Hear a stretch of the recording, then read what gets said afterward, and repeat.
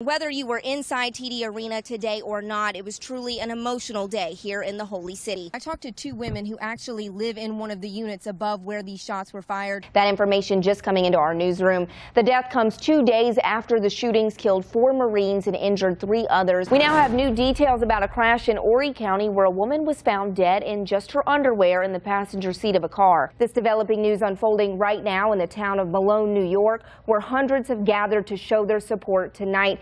ABC's Kenneth Moten is in Washington, D.C. with more. Last couple of hours, I've been out with First Warning Weather storm chaser Gerard Jabali, and we've been tracking this storm in his vehicle. Now, as you can see right there on the radar, that's what we've been using tonight to drive around and follow this snow. It's legal to drink on a boat, but not to be intoxicated. And that's what police say happened in Charlotte this weekend that left a 17-year-old girl dead. The loud noises from fireworks this weekend can also take a toll on your pet's mind. New state champions in tennis are being crowned tonight after a weekend of competitive play in our area. I've spent the past few months calling high school football coaches in our area to find out which makes and models of football helmets they use. I then took that information and compared it to standards set recently by a Virginia Tech study. Now, I also talked with a neurosurgeon about concussion risk and learned the outcome actually is worse the earlier the head injuries start.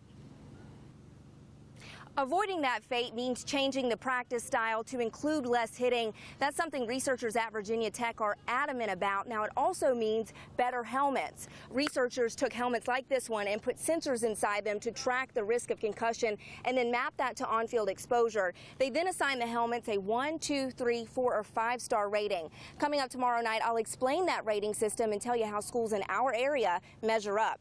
If you think ISIS is the greatest U.S. terror threat, you might want to think again.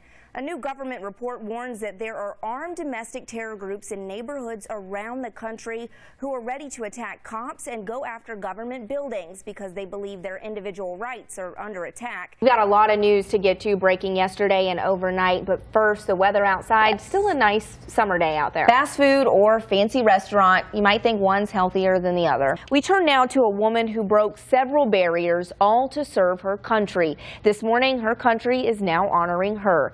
First off, we want to say happy 4th of July to everyone, and if you're planning on going outside today, which I think most people are, whether it's the beach, a parade, fireworks tonight, it's going to be an okay day for it. As many of you are probably spending the day with family and friends celebrating America's birthday, others donated their time to make sure you truly know what today is about. Here's a story that makes me uneasy. A Ferris wheel plan for New York City could give visitors a new view of the Big Apple. That's where we find WPDE News Channel 15's Alex Heaton. Alex, you got a peek inside. Hey, Tim, Allison, we are here in the gymnasium of this 100,000 square foot facility. Now, I've been giving this a shot a little bit earlier. We'll see if we can make it one more time.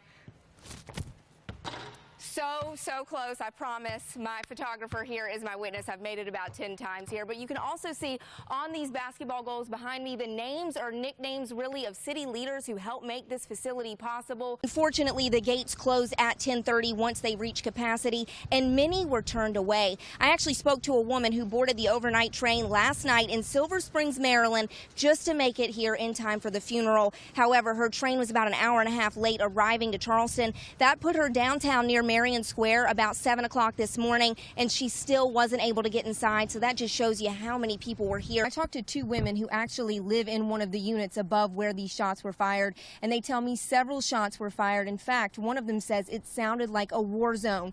Now, of course, one of the questions on many people's minds, is there any cell phone video given the recent events in North Charleston and, of course, this week in Tulsa, Oklahoma? Now, right now, these women tell me they do have cell phone video of the moment officers arrived, so right now it's unclear whether they have video of when those shots were fired or if, again, there were any body cameras that captured that. Of course, we're going to be out here for the rest of the night as this is a fluid situation. We're live here at Peachtree Landing where the vigil for Heather Elvis just got started a few moments ago. This is the place where Heather's car was found December 19th of last year and the place where police say Heather was killed. While her body has not yet been found, 2 people, Tammy and Sydney Moore, have been charged with kidnapping and murder in the disappearance of Heather Elvis. The couple was indicted on the charges back in March and remain in jail awaiting trial. Now, joining me now live is Terry Elvis, Heather's father.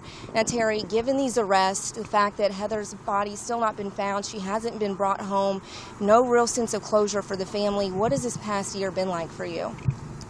It's December the 17th, 18th, all over again every day.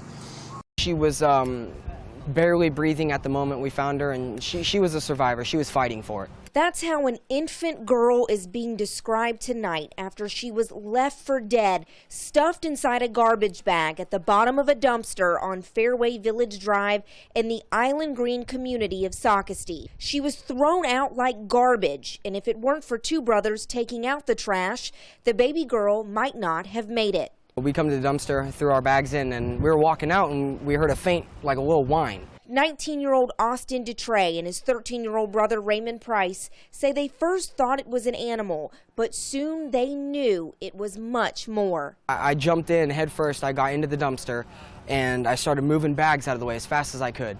And I moved about 2-3 bags, and then I seen the baby with the bag pressed against its face. So I pulled that bag out, and I set it on the ground, and I opened it, and the baby still had the umbilical cord, the placenta, there was blood all over, there was trash on the baby.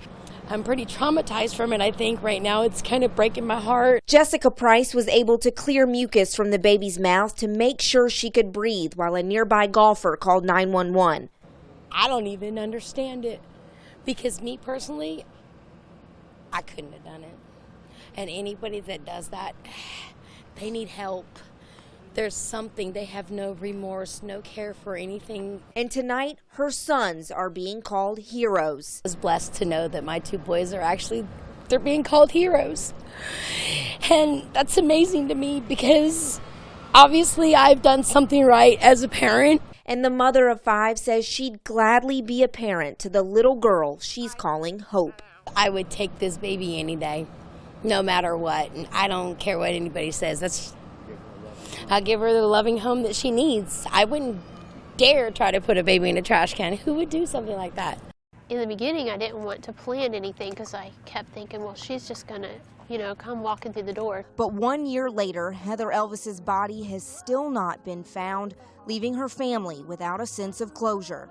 For our family, any other family that has a missing member, this is horrible, not knowing, not being able to take care of your child in any capacity whatsoever. They call it closure, and I hate that word. I've always hated that word, but that's really what it is. Family, friends, and strangers came together Thursday night to mark the day by lighting candles to remember Heather.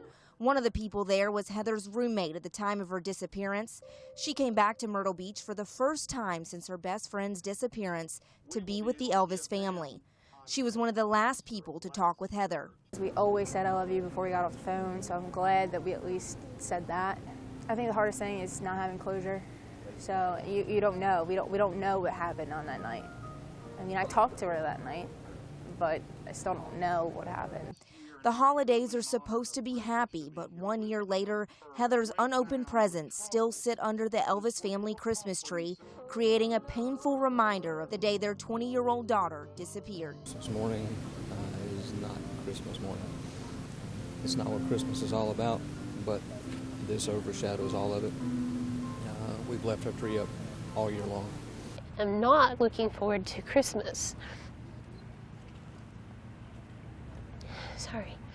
Debbie and Terry Elvis say they take one day at a time, but each is difficult not knowing what happened. As a mother, that child that was created in you and that you carried in your arms and you put Band-Aids on and that you hugged, you ache to hold your child again. And you think about what you could have done different, what you could have said that would have changed anything. People, they see me in a wheelchair and they think, oh, poor guy, poor fella, oh, he struggles with this and that and the other. Ernie Johnson is a man on a mission. I was up one of those sleepless nights and I was just up on the internet looking for something to do, just looking for something different, and I ran across wheelchair bodybuilding. The Conway native has been confined to a wheelchair for the past 17 years with paralysis in all 4 limbs, the result of what he calls a freak accident during a high school football scrimmage.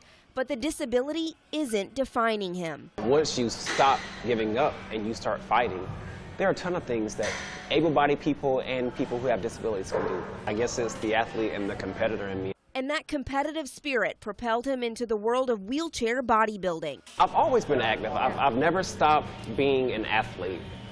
But the competition aspect of it, I really, really enjoyed. It was exciting to be competing again against other people. He's only been at it a few months, but the support from fans is already overwhelming. It felt good. I'm not gonna lie, when I got on stage, I didn't even hear my music start for my individual routine because of how loud it was in the auditorium. His biggest supporter, though, is his wife, Megan, who's right by his side when he trains. I'm just really happy to see him competing again.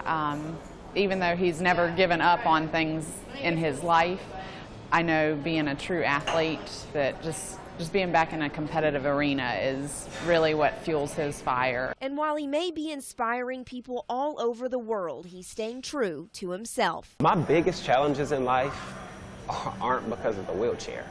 And so when people see me and they say that I'm inspirational, it is a compliment and I do appreciate it.